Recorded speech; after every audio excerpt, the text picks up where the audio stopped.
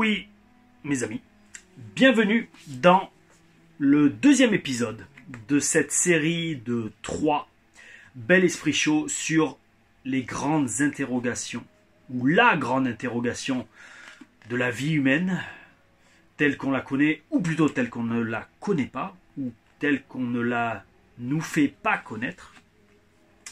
Et dans cette deuxième partie, ce deuxième épisode, nous allons traiter du phénomène de réincarnation et des vies antérieures. C'est le sujet, le premier aspect de ces grandes interrogations qui avait vraiment suscité mon intérêt il y a maintenant plusieurs années. De toute façon, j'ai envie de dire comme beaucoup de personnes, je suis sûr. Je suis sûr qu'il y a énormément de personnes sur Terre aujourd'hui qui se posent des questions genre est-ce que la réincarnation ça existe? Est-ce que j'ai eu des vies antérieures? Est-ce que et si j'en ai eu, comment je peux faire pour y avoir accès? Est-ce que c'est vrai? Est-ce que c'est pas des hallucinations de l'esprit, etc., etc., etc. Donc, comme n'importe quel chercheur de vérité, ça a été principalement le sujet qui m'a amené sur tout ce dont on a parlé il y a 3 semaines dans le Bel Esprit Show sur les expériences de mort imminente. C'est aussi ce sujet donc de la réincarnation qui m'a amené à découvrir, alors de façon encore plus passionnante, tout ce dont on parlera dans le prochain Bel Esprit Show qui sera sur le chemin des âmes. Mais aujourd'hui, donc, nous attaquons avec la réincarnation et les vies antérieures. Alors, à la base, j'étais tombé sur un bouquin qui s'appelait De nombreuses vies, de nombreux maîtres par Dr Brian Weiss, version française. À la base, bien sûr, je l'avais lu en anglais. Many Masters, Many Lives. Une amie me l'avait recommandé, une amie de Miami. Et d'ailleurs, c'est un docteur qui était de Miami. Pour faire simple, parce qu'on y viendra en deuxième et je vais vous expliquer pourquoi, à ces bouquins de ce Dr Brian Weiss. À la base, c'est un hypnothérapeute qui, pour soigner ses patients, et surtout une patiente en particulier, sur laquelle toutes les méthodes d'hypnose ne marchaient pas, celle qui marchait sur ses autres clients, sur elle ça ne marchait pas, pour résoudre ses phobies, en fait il s'est mis à faire une sorte d'hypnose dans les années 80, début des années 80, qui s'appelle une hypnose régressive, spirituelle, et en fait il a eu des résultats de folie. Et en fait, plus il hypnotisait, plus il se rendait compte que, attends, mais elle commence à me parler de vie en Égypte, ancienne, tout ça, et en fait, il en a écrit un bouquin. On va y revenir après. Pourquoi? Parce qu'en fait, de façon purement logique, comment peut-on témoigner, et quelle preuve peut-on apporter sur l'existence d'un tel phénomène de réincarnation, et donc ça sous-entend, comment peut-on apporter les preuves de vie antérieure, c'est-à-dire on est dans ce corps humain, que donc, très important, parce qu'on y reviendra à la fin de la vidéo, notre cerveau, notre avatar, notre véhicule humain n'est que le réceptacle, n'est qu'un véhicule emprunté par une énergie, une âme, une force vitale, qui utilise ce corps pour vivre une vie humaine, et qui après en utilisera un autre, à travers donc différentes incarnations. Donc, comment peut-on apporter des preuves de telles choses? Donc, il y a soit la méthode de l'hypnose, mais ça c'est un peu plus spirituel et des gens vont peut-être plus remettre en question cette façon d'essayer de le prouver. Et c'est pour ça que, j'en avais parlé dans le dernier Bel Esprit Show, je suis tombé en suggestion dans mes achats de livres sur ce bouquin. 20 cas suggérant les phénomènes de réincarnation par Ian Stevenson. Alors, quand j'ai vu ce bouquin, j'avais pas prévu qu'il soit aussi gros, 600 pages, mais je me suis dit, non. En fait, c'est totalement logique de commencer par ce bouquin quand je vais faire le Bel Esprit Show sur les réincarnations. Pourquoi? Parce qu'en fait, donc, dans ce bouquin, Ian Stevenson, qui est un docteur, rechercheur, je sais plus de quoi, parce que franchement, je l'ai lu en super accéléré depuis 2 semaines. C'est un chercheur qui a essayé de cataloguer, et qui a réussi d'ailleurs à cataloguer près de 3000 cas dans sa carrière de réincarnation et de vie antérieure. Qu'est-ce que ça veut dire? Ça veut dire que quand une personne vivante disait se souvenir d'une vie antérieure et en plus permettait d'en apporter des preuves réelles et tangibles, ce monsieur Ian Stevenson y allait et étudiait le cas en personne, soit à travers des témoignages, soit carrément en interviewant la personne en direct. Et ce qui en est ressorti, donc là il en a sélectionné 20 dans ce bouquin, parmi les plus parlants et surtout les plus variés également. Il en ressort, d'après ce que j'ai lu, parce que voilà, alors attention, ce bouquin il date des années 70. Pareil. Ce qui est marrant, c'est que moi tous les bouquins que je vous donne, limite c'est des vieux bouquins, mais qui ont été parmi les premiers bouquins, les pionniers. Ça, je crois que c'est la première œuvre qui a vraiment parlé de réincarnation et de vie antérieure dans la littérature vraiment moderne. Parce que ça, c'est présent depuis des générations et des générations. Il y a énormément de civilisations qui parlent de la réincarnation, même de religion. Après, voilà, ça, franchement, je vous laisse faire vos propres recherches, comme tout. D'ailleurs, je le redis, hein, je suis juste là pour vous mettre sur certaines voies qui pourraient vous faciliter la vie. Mais au final, rien ne vaut de faire vos propres recherches. Donc, je disais, il y a énormément de civilisations, de religions qui parlent de la réincarnation, mais donc ce bouquin, dans les années 70, par Ian Stevenson, a été la première grosse recherche vraiment scientifique. Hein. Le mec, il apporte toutes les preuves, il explique ses techniques d'interview. Pour chaque cas, il fait une liste de toutes les personnes qu'il a interviewées, avec les liens de parenté avec la personne, les possibilités de fraude, de mensonge. Enfin, franchement, c'est balèze hein, comme recherche. Hein. C'est limite, d'ailleurs, à un moment, c'est tout le monde, je sautais des pages, parce que, en fait, quand il écrit pendant 3-4 pages, chaque personne avec le lien de parenté, avec l'enfant, en général, c'est des enfants qui parlent de leur vie antérieure, c'est bon, je vais sauter parce que ça va rien apporter pour la vidéo. Donc, donc dans ce bouquin, donc il ramène 20 cas suggérant, parce que voilà, il prend des gants, il dit pas c'est sûr et certain, mais il apporte franchement des preuves qui font vraiment réfléchir. Et qu'est-ce qui fait réfléchir? Et qu'est-ce qui en ressort à la lecture de ce livre? C'est que, en tout cas à l'époque, souvenons-nous, c'est une époque où Internet n'existait pas. Donc en fait, la plupart des cas, quand des enfants, parce que c'est principalement des enfants qui se souviennent de leur vie antérieure, en tout cas dans ces cas étudiés, comment ça arrivait aux oreilles de cet homme, de ce professeur ou docteur, je ne sais plus, c'était du bouche à oreille. C'était des écrits dans des articles de presse. C'était peut-être pas forcément des reportages télé, parce que dans la plupart des cas dans ce livre sont dans des pays franchement du tiers-monde. Et c'est très intéressant d'ailleurs, on va essayer d'y réfléchir. Et donc voilà, donc c'est une époque où, en plus d'avoir un accès très difficile aux témoignages, il n'y avait pas de visioconférence sur Internet, il n'y avait pas de portable qui enregistrait les témoignages des gamins. Il fallait y aller en personne vérifier le truc. Et souvent, par exemple, il y a, je sais plus, je ne vais pas vous mentir, alors il y a des cas dans ce livre, il y a des cas en Inde, il y a des cas au Sri Lanka, il y a des cas, un ou deux au Liban, il y en a aussi en Alaska, chez certaines populations indiennes. Bref, c'est des endroits très difficiles d'accès, surtout pour un occidental à l'époque, dans les années 60-70. Et donc, pour essayer de généraliser ce qui ressort de ce bouquin, c'est que, en général, ce sont des enfants en bas âge qui, à partir de 2-3 ans, dès qu'ils commencent à parler, se mettent à avoir des souvenirs et à exprimer ces souvenirs de vie antérieure.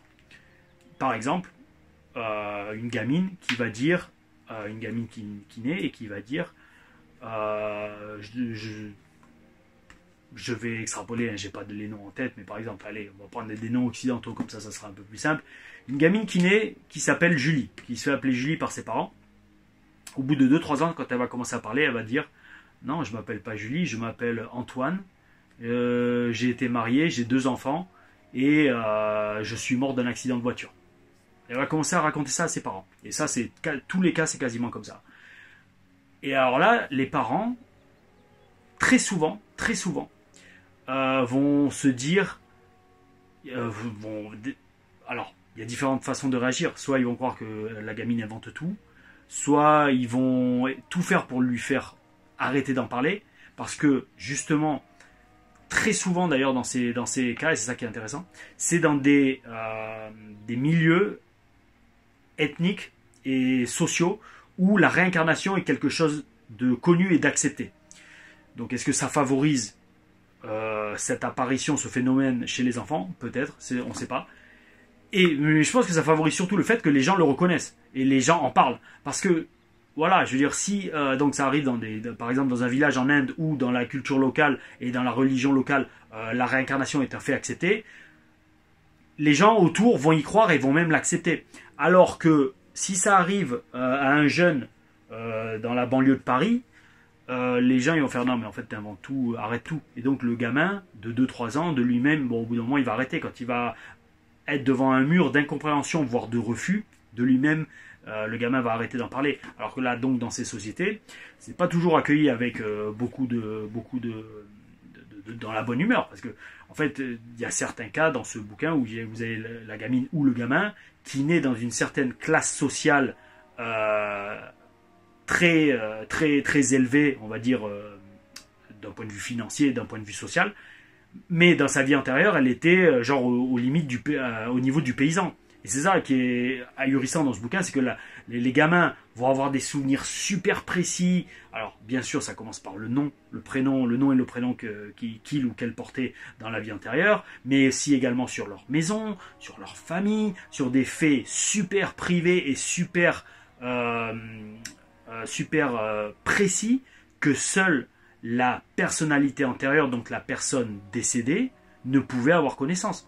Quand vous avez un gamin de 3 ans qui vous dit bon, on va reprendre l'exemple que j'ai cité, la gamine qui est Julie, c'est Julie je crois que j'ai utilisé comme prénom, qui dit non mais en fait je m'appelle Antoine, j'ai un chien qui s'appelle Rex, c'est un labrador noir qu'on garde dans une niche rouge au fond du jardin. J'habite en fait, alors bon, si la gamine habite par exemple dans la banlieue de Paris, mais qu'elle va vous dire non en fait j'habite au Havre en Normandie et j'ai eu un accident de voiture et voilà je suis parti, mais en fait non je m'appelle pas Julie. Bon, voilà, c'est exactement le genre de cas qu'il y a dans ce bouquin. En fait, lui, le boulot de ce Ian Stevenson, c'est d'aller en personne, donc rencontrer, quand c'est possible, quand les personnes sont toujours vivantes. Parce qu'après, il y a aussi un cas, je crois, un ou deux cas où la personne, soi-disant, réincarnée est décédée. Parce que, donc en fait, dans la réincarnation, il y a la personne vivante qui se souvient d'une vie antérieure, et bien évidemment, cette vie antérieure, la personne de la vie antérieure est décédée. Donc, lui, le boulot de Ian Stevenson, c'est d'aller en personne, rencontrer ces cas et d'étudier ces cas, et de confronter les dires de l'enfant, soit toujours enfant, soit devenu adulte, les soumettre à un test de vérité. C'est-à-dire, par exemple, bon, pour faire simple, je vais garder mon exemple, ça sera plus simple, parce que, franchement, les exemples sont tellement variés par rapport au pays et au nom. Bon, je vous dis, franchement, je ne l'ai pas mémorisé. Mais je suis sûr qu'il doit y avoir des vidéos YouTube là-dessus parce que il est tellement connu en fait. Finalement, je me suis rendu compte son nom, Ian Stevenson, c'est une référence dans le domaine que je suis sûr que sur YouTube, j'ai pas regardé hein, parce que j'ai terminé le livre avant-hier et direct j'ai enchaîné pour retourner ce bel esprit chaud. Je suis sûr que si vous cherchez sur YouTube, vous allez trouver plein de trucs, plein d'interviews à son sujet ou par lui-même. Faudrait que je regarde d'ailleurs. Je regardais, je vous mettrai une copie d'écran. Et donc, bon, on va reprendre l'exemple dont on a parlé. Donc, si Julie, qui vit en banlieue parisienne, dit qu'en fait, elle s'appelait Antoine, qui vivait au Havre, et même des fois, carrément, bon, ils connaissent même le nom de famille. Hein, par exemple, Antoine Dupré, qui vivait au Havre et qui a eu un accident de voiture, eh ben, Ian Stevenson, bien sûr, il va aller faire des recherches, mais bon, à l'époque, c'était dans les années 70, donc forcément, les recherches, ils ne pouvaient pas aller sur Internet chercher Antoine Dupré, accident de voiture, décès. Non, ça, ils ne pouvaient pas le faire. Donc, c'est ça qui est énorme, parce qu'il explique sa façon de procéder. Aujourd'hui, ça serait super facile de taper sur Internet une recherche, mais c'est aussi pour ça que ces bouquins, c'est intéressant, parce que ça permet de se replonger dans la société de l'époque et de voir comment un scientifique qui voulait vraiment faire un bon boulot d'analyste et d'enquête procédait. Et comment il faisait pour essayer d'avoir le niveau de véracité et de vérité le plus élevé possible, à travers toutes les vérifications qu'il faisait. Donc bref, la meilleure façon de vérifier si ce que raconte Julie est vrai, c'est d'aller sur place, au Havre, et de regarder s'il y a eu un Antoine Dupré qui est mort d'un accident de voiture. Et donc dans ces 20 cas, sur 15 ou 16, tout a été vérifiable et vérifié.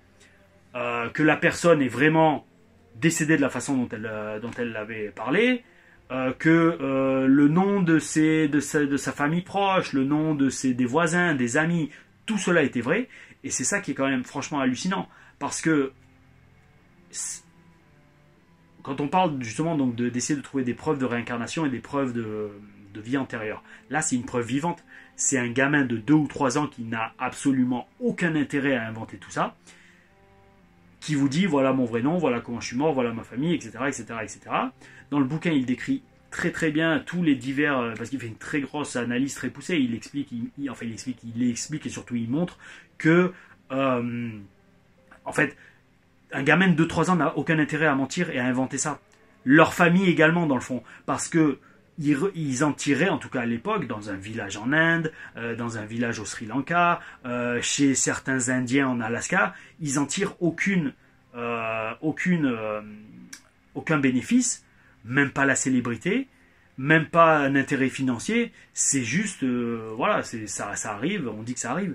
D'autant plus que même dans un moment, il y a un exemple, un cas dans ce bouquin, où en fait le gamin se souvient avoir été un homme qui a été condamné à mort pour assassinat, parce qu'il avait assassiné la femme dont il était amoureux et qui ne voulait pas l'épouser. Donc ce mec l'a assassiné, je crois que c'était dans une fête familiale, il a poignardé la femme dans le thorax. C'est ça qui est ahurissant, parce que donc les noms, le gamin ou la gamine, je sais plus, c'est un gamin parce que ouais, c'est le gamin a le nom donc de l'assassin, de qui il était dans la vie antérieure. Et là où c'est impressionnant, c'est déjà primo bien sûr, c'est vérifié qu'un tel de son nom avait assassiné telle femme lors d'une réception, qu'il avait été condamné à mort par pendaison pour cela. Et là c'est ça qui est incroyable, mais ça on en reparlera dans le chemin des âmes. C'est que donc dans sa vie où il s'est réincarné en petit garçon, non seulement il a toujours conscience de ça et donc il regrette son acte, et par punition vis-à-vis de ça, le gamin avait une forte marque, alors c'était soit une tache de naissance, ça aussi c'est très important les taches de naissance, dans ce bouquin il en parle beaucoup, une tache de naissance mais également un trou sous une côte dans le thorax, qui correspondait exactement à l'endroit où il avait poignardé sa promise, entre guillemets, à l'époque, dans la vie antérieure. Encore plus, il avait une malformation congénitale du bras, je ne sais plus lequel, le droit ou le gauche, qui était beaucoup plus court que l'autre bras, et voilà, qui manquait, d'après ce que je me souviens, 1 ou 2 doigts. Et ça, le gamin lui-même expliquait que c'était par punition d'avoir ôté la vie à la femme dont il était amoureux dans sa vie antérieure. Le gamin il dit ça genre il y a 3-4 ans, et pour lui c'est tout à fait normal. Et voilà, donc ça c'est absolument impressionnant de voir tous ces cas et tous ces phénomènes dans ce bouquin. Un autre point très intéressant que ça vaut la peine de le mentionner parmi les centaines d'éléments incroyables dans ce bouquin, c'est les taches de naissance. La plupart de ces gamins ont des taches de naissance qui correspondent à des blessures en général mortelles qu'a subi la personnalité antérieure dont ils revendiquent être la réincarnation. Et donc, par rapport à ça, donc, est-ce que ça veut dire que toutes les taches de naissance proviennent d'une vie antérieure? Il se mouille pas, il dit, il n'y a rien qui permet de l'affirmer. Moi, personnellement, voilà, pareil, je vais vous le dire franchement, il n'y a rien qui permet de l'affirmer. Moi, tout ce que je sais, c'est que bon, là, on voit plus parce que, comme vous voyez, les cheveux repoussent. Oh oui, oh oui. Mais j'ai une énorme, pour ceux qui me connaissent et qui m'ont vu en vrai, même catché, j'ai une énorme tache de naissance à la base du cou. J'essaierai de trouver une photo. Si j'en trouve, je la mettrai maintenant. Sinon, c'est que j'en ai pas trouvé. Donc, j'ai une énorme tache de naissance à la base du cou. Et je me demande, franchement, il faudrait que je fasse des recherches, mais je me demande si les exécutions par décapitation se font sur la nuque ou sur la gorge. Il me semble que c'est sur la nuque ou sur la... En tout cas, peut-être, il me semble, à la hache, d'après ce qu'on voit dans les films, c'est sur le côté de la tête.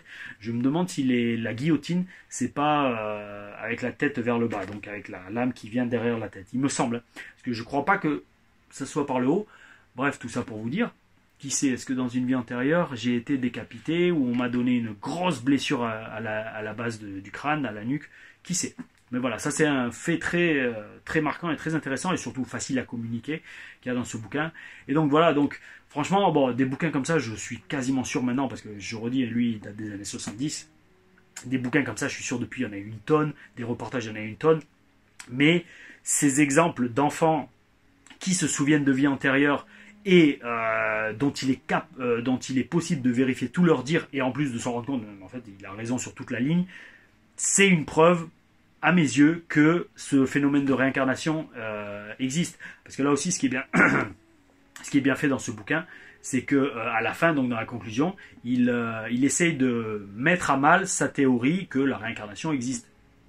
Et pour cela, Ian Stevenson donc essaye de définir quelles pourraient être les autres explications possibles. Alors bon, parmi les plus pertinentes, il y aurait quoi? Le phénomène de possession. Est-ce que ces enfants seraient possédés par l'esprit d'un être désincarné, d'un fantôme, qui viendrait prendre possession de leur corps et parlerait de la vie du défunt?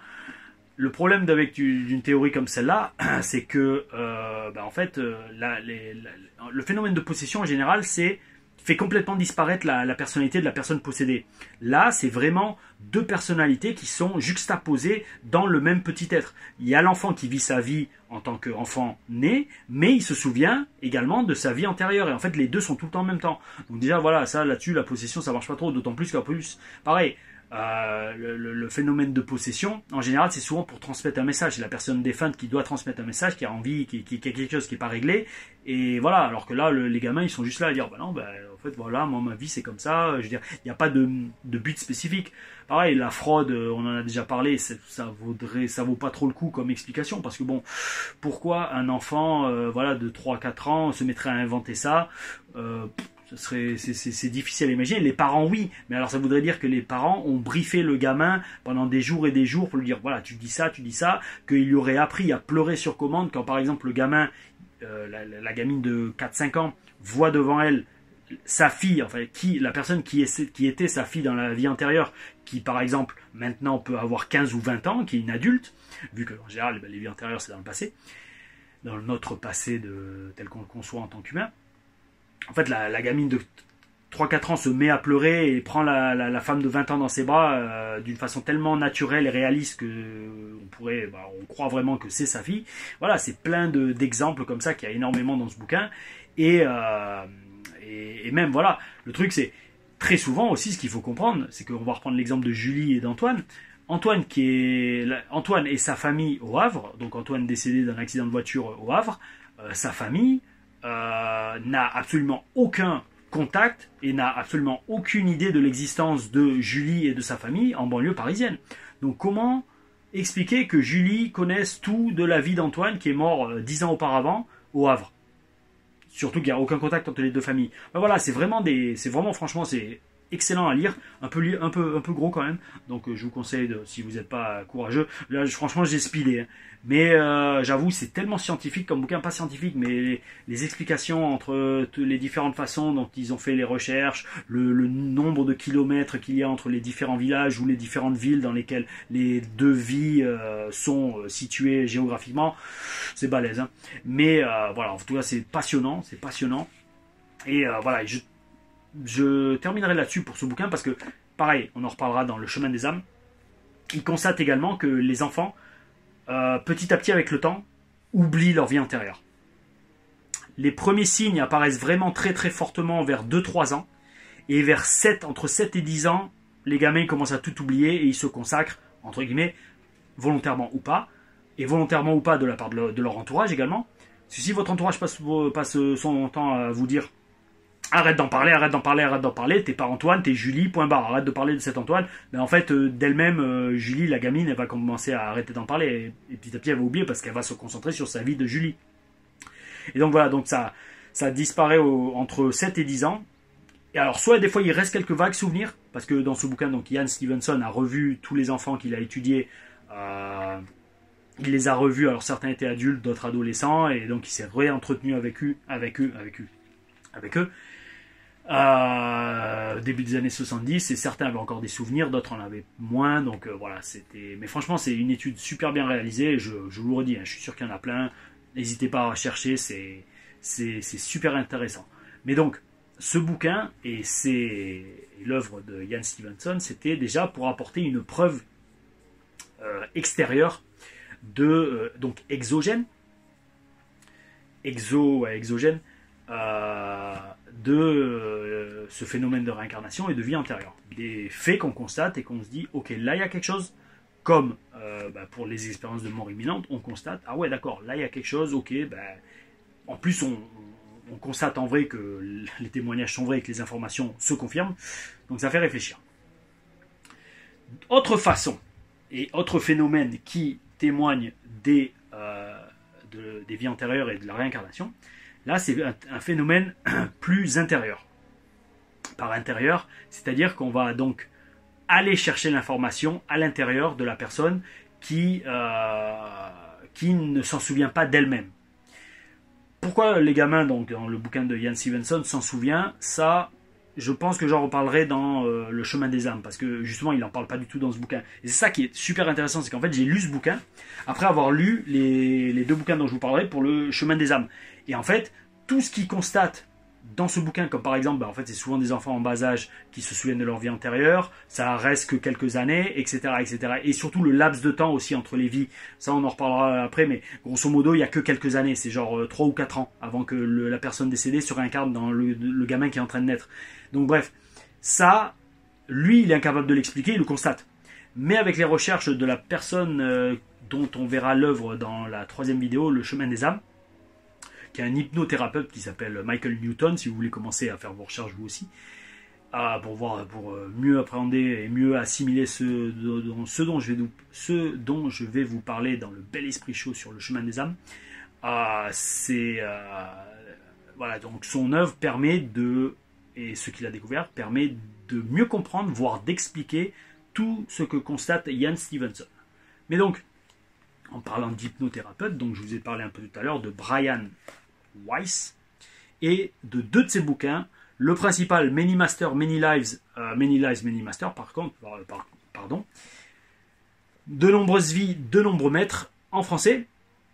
Et un autre bouquin aussi que la même personne m'avait conseillé, Only Love is Real, sur les âmes sœurs et les flammes jumelles. Pareil, par Brian Weiss, Medical Doctor. Donc, qui est Brian Weiss? Sans faire son autobiographie, vous pouvez aller sur Wikipédia faire cette recherche. Bref, c'est un hypnothérapeute de Miami, donc si je me souviens bien, qui, dans les années 80, a écrit ce bouquin. Je ne vais pas vous mentir, je vais regarder la date de première parution de ce livre.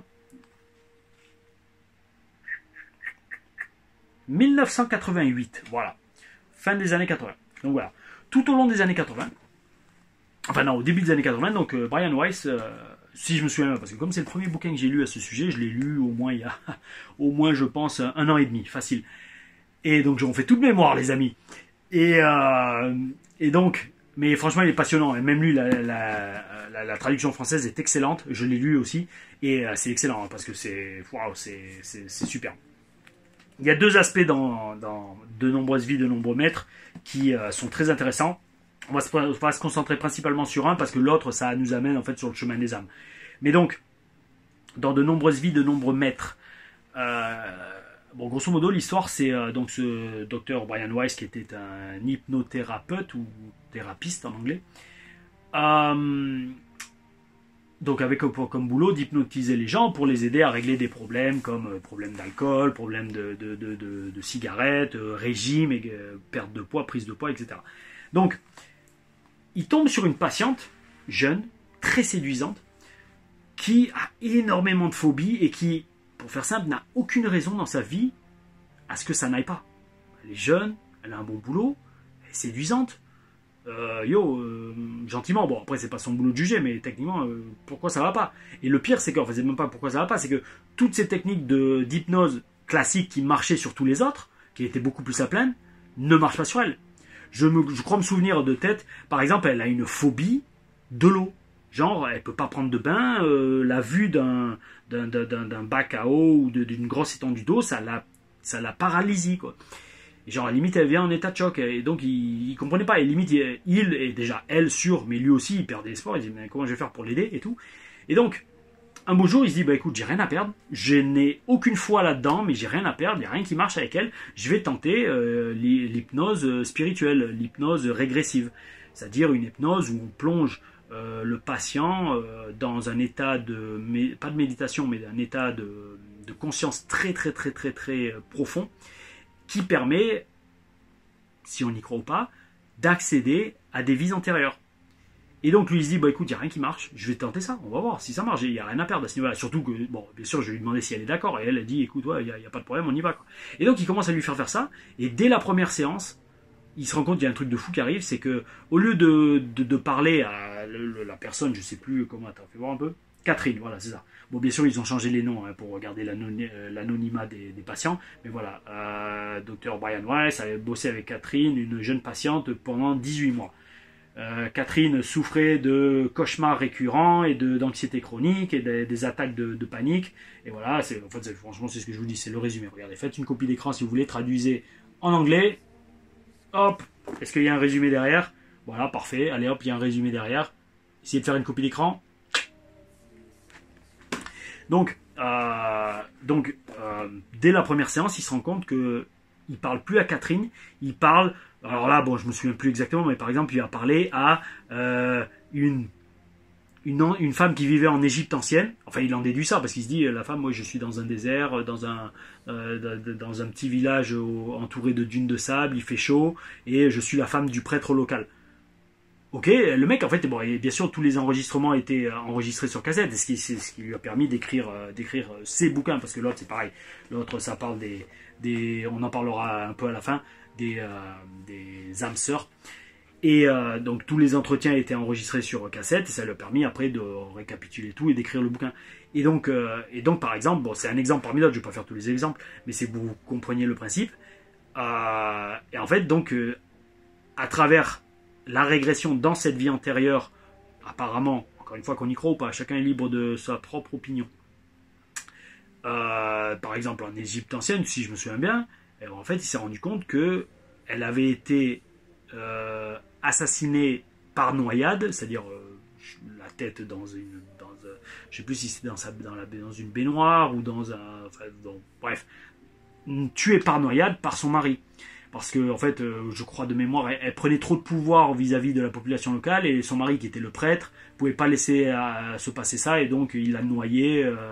Ou alors non, ou alors je sais plus si elle s'était faite violer et noyer en même temps. Enfin bref, un truc de fou. Mais bref, sa phobie de la noyade venait apparemment de cette mort dans une vie antérieure. Et donc, y avoir accès, en reparler et le comprendre, après coup avec son thérapeute, la semaine d'après, elle revient, elle fait bah, docteur, c'est bon, j'ai plus peur de l'eau, maintenant je peux prendre des bains, il n'y a aucun problème. Et donc en fait, la meuf, elle a résolu tous ses problèmes comme ça, avec Dr Brian Weiss, comme ça, en allant dans des vies antérieures, et chaque problème, en fait, elle se rendait compte que c'était lié à une dette karmique ou un événement lié par rapport à son karma qui faisait que ça s'était perpétué dans ses incarnations et que ça était arrivé à un point où dans sa vie actuelle où elle pouvait plus vivre. Et en fait voilà, c'est ça qui est passionnant, c'est que donc dans ce bouquin, la première partie, c'est que donc sa patiente guérit ses traumas actuels dans sa vie actuelle par rapport et en comprenant les événements qui ont causé ces traumas dans les vies antérieures. Et ça c'est passionnant quoi. Je veux dire c'est une autre forme de preuve que on peut croire au phénomène de réincarnation et de vie antérieure à travers le fait que donc avoir accès à ces vies antérieures sous hypnose permet de régler des problèmes dans la vie actuelle. Donc ça, je veux dire franchement, c'est super quoi. Moi, je vous dis bon, d'expérience personnelle, j'ai déjà fait 2 séances d'hypnose régressive. C'était franchement à la fois intense et super intéressant. Mais il faut être réceptif à ça, hein. Je veux dire, il faut être capable aussi de relaxer son esprit, de se laisser, j'allais dire en fait, bercer par la voix de la personne avec qui vous faites la séance. Parce que si déjà à la base vous partez pessimiste et que vous n'êtes pas quelqu'un qui est capable de lâcher prise et de vraiment aller dans un état de conscience plus calme, ça risque de pas marcher. Voilà. Mais et puis après voilà aussi un truc aussi que je rencontre souvent parce que moi je conseille à plein de gens de le faire quoi. Mais la plupart des gens ils disent ah non j'ai peur d'être sous hypnose, j'ai peur de donner mon numéro de carte de crédit et des trucs comme ça. Non mais en fait c'est pas comme ça que ça marche parce qu'en fait on est conscient, enfin en tout cas pour ce genre d'hypnose on est conscient tout le long du truc. Normalement hein, on est conscient et on est capable d'y mettre fin dès qu'on le souhaite. On dit non c'est bon j'arrête et on sort de la transe et puis voilà tout va bien quoi. Et donc voilà, donc franchement, ce bouquin est superbe. Dans l'autre, Only Love is Real, c'est le même principe, parce qu'en fait, quand il a vu que ça marchait avec Catherine, et ben ce docteur, Brian Weiss, s'est spécialisé dans les séances d'hypnose régressive et c'est devenu une référence à la matière. Son bouquin, c'est un best-seller, vous voyez en bas, il y a marqué 1 500 000 exemplaires vendus, quoi. Parce que c'est à l'époque, voilà, ça a été le premier bouquin qui a vraiment traité de la réincarnation et des vies antérieures, et surtout par rapport en tout cas à travers la technique d'hypnose régressive, et voilà, c'est devenu une référence dans la matière, quoi. Et donc lui, il a commencé à mettre en place son protocole d'hypnose comme ça, et voilà, il a analysé, je ne sais plus combien de cas, mais énormément, je ne sais pas si c'est précisé dans celui-là, mais voilà, il a eu des milliers de patients, quoi. Et donc, dans ce bouquin, en fait, il relate, c'est marrant, enfin, c'est marrant et c'est mignon, qu'en fait, 2 de ses patients qui étaient venus le voir, je résume très rapidement, en traçant des parallèles entre les témoignages de vie antérieure qu'il lui donnait, ils se sont rendus compte qu'en fait, ils se connaissaient, alors dans la vie actuelle, ils se connaissaient pas du tout, mais ils avaient été mari et femme dans une vie antérieure, en faisant des recoupements et par rapport justement à leurs traumas respectifs.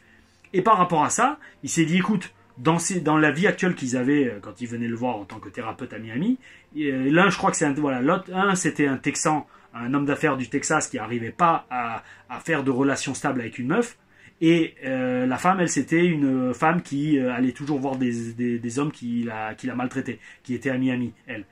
Et en fait, il s'est dit, bah, tu sais quoi, un beau jour, je vais essayer de les foutre en contact l'un et l'autre, de façon innocente. C'est-à-dire, genre, je vais essayer de leur booker 2 rendez-vous où ils vont se croiser forcément dans mon cabinet. Et bon, pour faire simple, voilà, je vous spoil la fin, mais ils se sont croisés du regard, il y a eu un petit truc, ils ne se sont pas parlé pendant 1 ou 2 mois, et puis un beau jour, ils se sont recroisés, je crois dans un avion, et puis là, ça a été voilà, le début du grand amour, d'une grande aventure, et après, le docteur leur a en effet dit, bah écoutez, je pense que vous êtes connus dans une vie antérieure. Ils ont fait des séances ensemble et ils se sont rendus compte que oui, voilà, c'était 2 âmes qui avaient été ensemble dans une vie antérieure, quoi. Et qui se sont retrouvés dans cette vie, et ça a marché. Et ça, c'est le phénomène des âmes sœurs et des groupes d'âmes dont on parlera dans le Bel Esprit Show numéro 3 qui sera sur le chemin des âmes, ce qui me permet de terminer parfaitement ce Bel Esprit Show avec une belle transition, mais je vais revenir quand même sur 2 petits points qui me semblent importants. Donc déjà, primo, mais bon, on en reparlera dans le Bel Esprit Show sur le chemin des âmes, mais dans le bouquin donc, de Brian Weiss, dans celui-là, pourquoi ça s'appelle De nombreuses vies et de nombreux maîtres? Parce qu'en fait, au bout d'un moment, Catherine, elle allait dans ses vies antérieures, mais après, sa voix changeait, le timbre de sa voix changeait, et elle commençait à faire ce qu'on appelle du channeling en anglais. Comment on peut dire en français, elle commençait franchement, j'ai pas le mot en français. Channeling en anglais, c'est quand une personne est utilisée comme une interface par une entité supérieure pour communiquer. Donc par exemple, c'est pas vraiment de la possession, mais c'est un peu ça, quoi. C'est genre, elle rentrée en transe, elle parlait de ses vies antérieures, là d'un coup, sa voix changeait et elle a commencé à édicter des leçons de vie, des leçons sur ce qu'est la vie, sur ce qu'est le but de la vie humaine, à ce docteur Brian Weiss, et il relate tout dans ce bouquin. Et là, ça devient passionnant, parce que bon, de toute façon, tout est passionnant. Si vous écoutez bien, je dois dire passionnant au moins 10 fois dans la vidéo. Mais voilà, quoi, donc ça lui a permis de communiquer, Brian Weiss, et d'avoir des messages et d'interroger les nombreux maîtres, donc les nombreux maîtres dont il parle, qui étaient donc des guides spirituels qui communiquaient à travers Catherine et qui parlaient donc depuis un plan d'existence beaucoup plus élevé que notre plan d'existence humain. Oh oui, oh oui. Donc voilà, franchement, ce phénomène de réincarnation et de vie antérieure, pareil, c'est comme les expériences de mort imminente. Aujourd'hui, il y a beaucoup trop de preuves qui viennent témoigner que ça existe. Alors, est-ce que ça existe pour tout le monde? Là, pareil, c'est sûr que tout le monde ne se souvient pas de son existence précédente, et ça, on en parlera dans le prochain, dans le chemin des âmes. Pourquoi c'est comme ça? Pourquoi on se réincarne? Comment on se réincarne? Toujours avec prudence. C'est pas tant qu'on l'a pas vécu soi-même. J'ai envie de vous dire, chacun est libre de croire ou non. Moi, par contre, je vais vous dire, franchement, donc à travers les 2 séances que j'ai faites d'hypnose régressive et aussi mes expériences avec l'ayahuasca, voilà, j'ai eu des expériences qui me font fortement non seulement croire, mais aussi connecter avec ce phénomène et les œuvres qui en parlent et qui essayent d'apporter une preuve au commun des mortels que ça existe. Parce que voilà, bon, ça c'est que des bouquins, je veux dire, franchement, voilà, c'est 3 bouquins que je vous ai montrés. Sur YouTube, il y aura énormément de contenu là-dessus. J'en ai maté pas mal sur Gaïa. Il y a Gaïa, le système le Netflix spirituel, comme on dit, que j'adore. Il y a aussi deux autres cas, mais là, j'ai pas retrouvé. Enfin, il y en a un, je connais très bien. J'ai pas lu de bouquin là-dessus, mais Edgar Cayce. Edgar Cayce, c'était un médium du milieu du XXe siècle qui, en fait, soignait les gens à distance. J'en avais déjà parlé, je crois, dans un Bel Esprit Show. En fait, il soignait les gens à distance. Je veux dire, il rentrait en méditation, on lui donnait le nom d'une personne, on lui disait tel jour à telle heure cette personne va se trouver chez elle à Boston. Lui, je sais pas où il était aux States ailleurs, et il disait ok, cette personne, boum, non. Il était capable de dire la maladie qu'avait cette personne et comment la guérir. Et ça, il en a fait je crois des centaines de guérisons comme ça. Voilà, c'était un médium très doué, et notamment, il a aussi été capable d'aller dans ses vies antérieures, notamment dans le royaume, à l'époque de l'Atlantide. Donc ça, Edgar Cayce, c'est super connu, hein, c'est reconnu que la plupart des scientifiques sont incapables d'expliquer comment le mec faisait, quoi.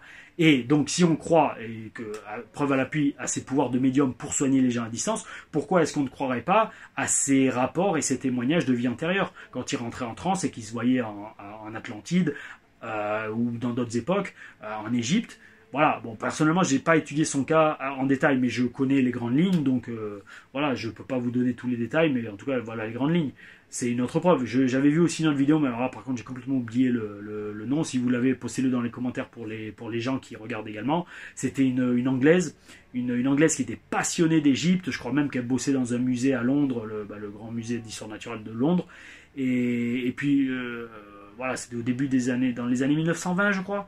Et passionnée d'Égypte depuis tout petit, elle va en Égypte, et là, elle commence à avoir des flashs dans certains temples et dans certains lieux archéologiques, où elle commence à deviner ce qu'il y a dans la salle à côté, alors qu'elle n'y a jamais mis les pieds dans cette vie, et qu'en fait, elle s'est souvenue qu'elle avait été une des femmes du pharaon de l'époque.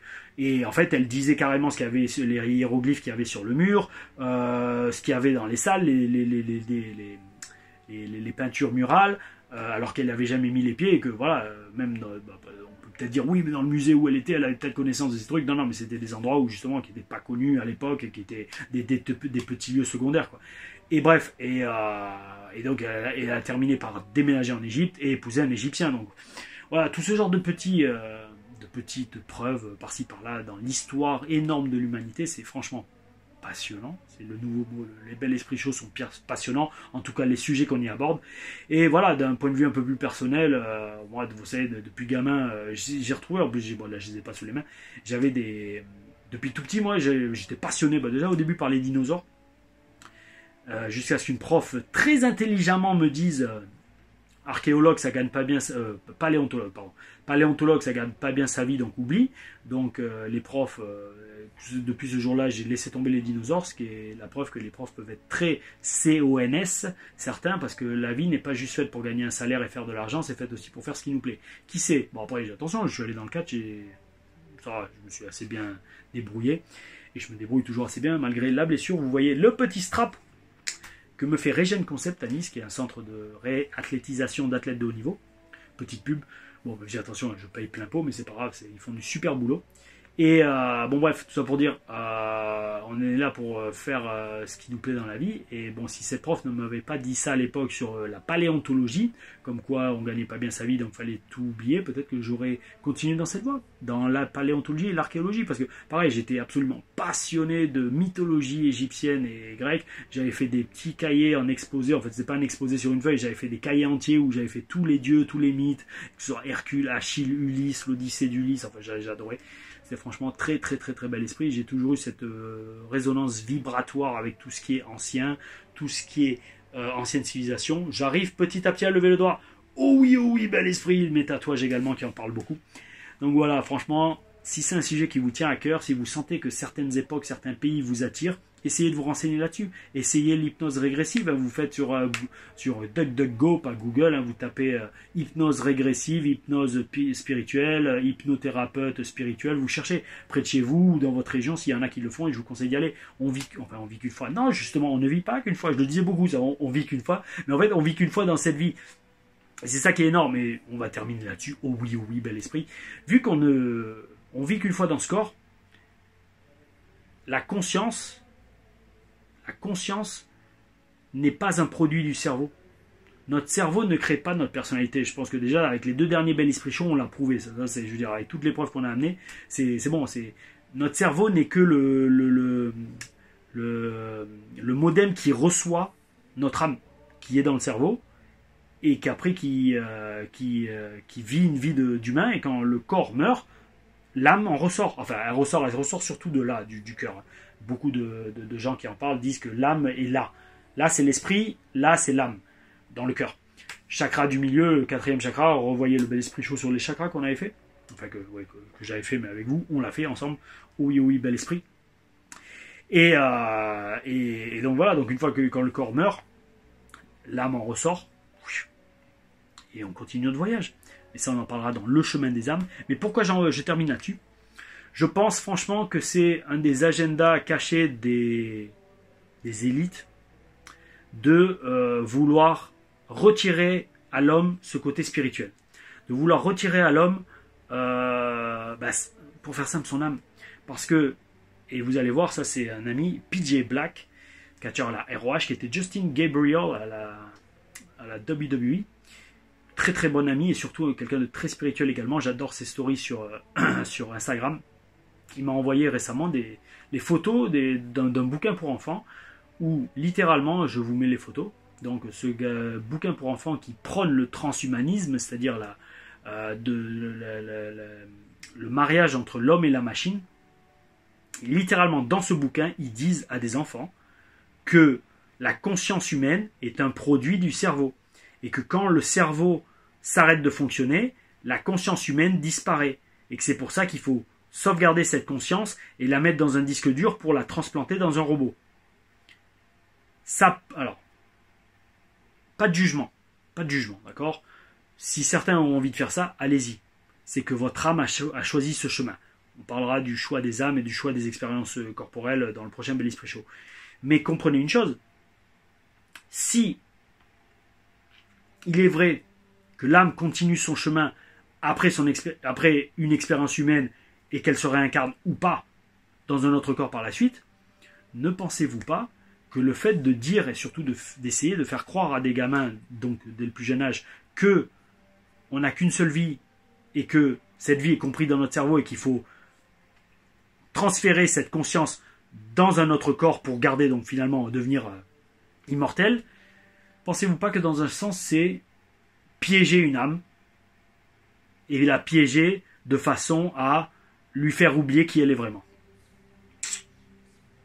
Parce que quand on a accès à notre niveau de conscience en tant qu'âme, pas en tant qu'être humain, mais en tant qu'âme, on se souvient de tout ce qu'on a vécu avant.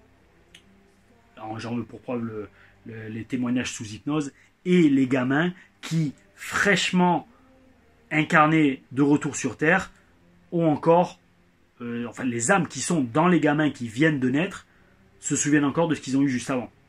C'est un peu quand on change de cours. C'est exactement ça en fait. C'est quand on a, je sais pas, par exemple, on a cours de français de 8 à 9 et de 9 à 10 on a maths. Après, de 9 à 10 on est concentré sur les maths, mais quand le cours commence, on se souvient encore de ce qu'on a vu en français l'heure d'avant. Là, c'est un peu le même principe. Oh oui, mes amis. Merci pour votre attention, merci d'avoir regardé cette vidéo. N'hésitez pas à liker ou à commenter.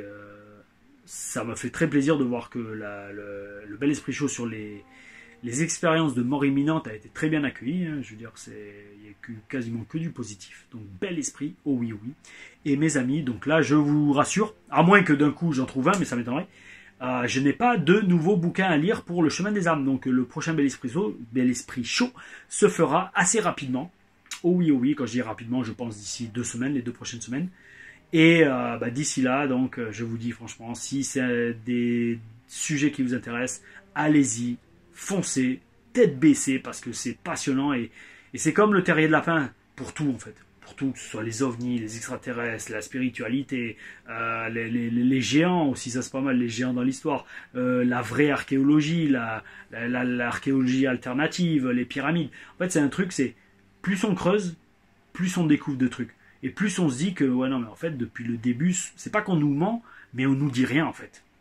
Et c'est pour ça que le Bel Esprit Show est là pour vous dire ce que vous n'avez peut-être pas entendus ailleurs ou ceux dont vous aviez entendu quelques trucs, mais que ce Bel Esprit Show, cette vidéo vous a permis d'avoir plus d'éléments pour maintenant faire vos propres recherches et former vous-même votre bel esprit. Oh oui, amigos, les amis, on se voit dans le prochain Bel Esprit Show. Aou.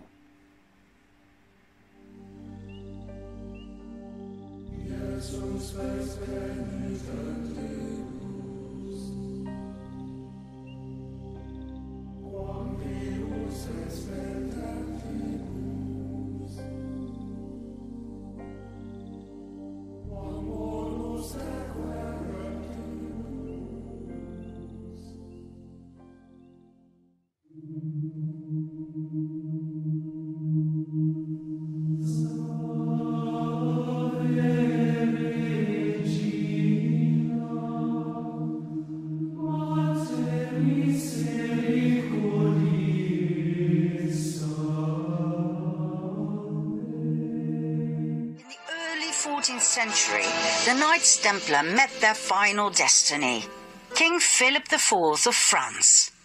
King Philip decided it was time for the Knights Templar to meet their maker. On Friday the 13th of October 1307, a multitude of knights were arrested, including their Grand Master, Jacques de Molay. After years of imprisonment, he and many others were burned at the stake.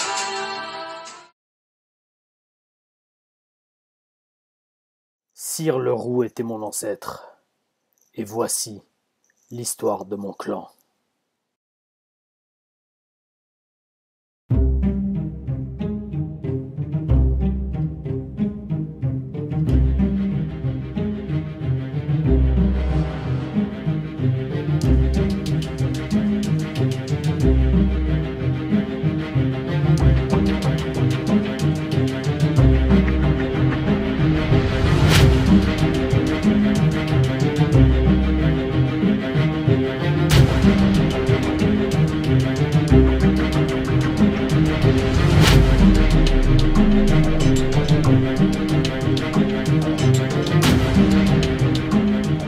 Pour échapper à la folie du roi, il dut tout laisser derrière lui. L'ordre, son épée, jusqu'à son nom.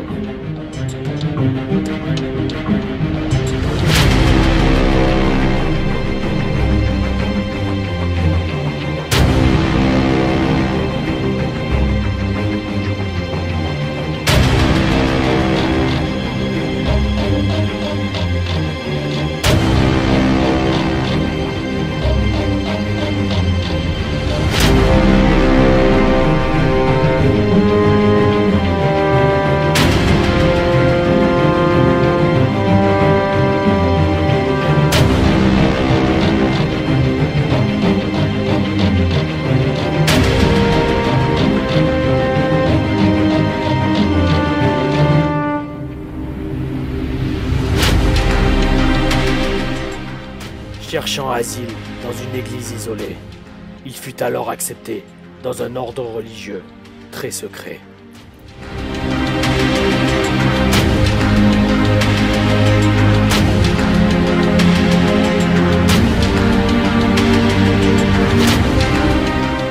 Et pour rester caché, il dut changer son nom, le Roux, en la Roufa. Et génération après génération, nous nous sommes transmis le savoir interdit qu'il a appris dans cette église. Jusqu'à moi. Tom, la Roufa.